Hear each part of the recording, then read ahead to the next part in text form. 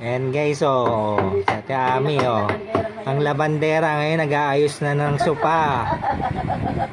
Baka gusto niyo magpagawa. Di ba? Mura lang. 1,000 lang.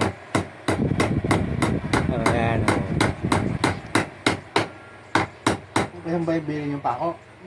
Madiscarding Pinay.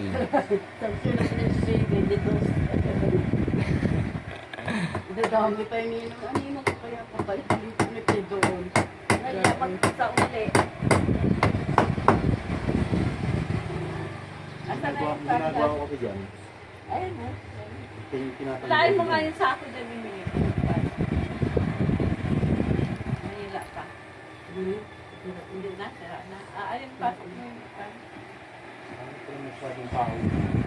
Diba na ngayon ang wala na yung mga parang Ito guma. na yung gawa niya. Diba di ba yung mga parang guma? Oo, parang interior. Anong gulong? Oo, Yung balat niya, yung hati niya sa Ayun ano. yung itatali. Ganito yung tatali. Tapos ipapako. Ngayon sa ako na lang. Kaya madaling masigmaan eh. Kada upo mo, wasak na, patig na agad yung sako eh. Kaya Wala kasi yung pundasyon sa ilalim. Kaya, Kala ngayon nang bumili, Ano? wala na, sira na. Mapalit na ng bago. pero mahal yung ganyan.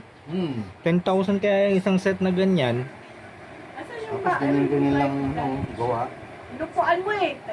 Yung iba, Hindi, no, nasa kanya, inupuan niya. Kaya nga, ano pa ako nakahanap lupuan? Alis dyan. Pasok natin. yung mahal mo binili pero pag binuksan mo, harap lang pala maganda. Tayo yung mga kahoy, mga ganito lang nilalagay, oh.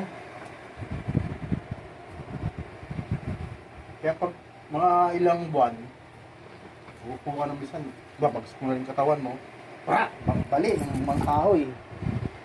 Papasakin ka. Saan ba yung kahoy niyo sa rito?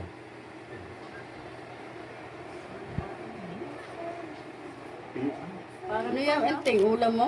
Alam namin yung nanay. Bagoong. Ilang buwan. Konting bagoong. Halo.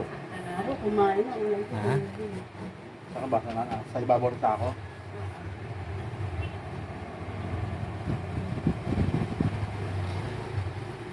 Yung mga Muslim pala, isang araw lang kumain eh. Isang beses lang eh. Ramadan.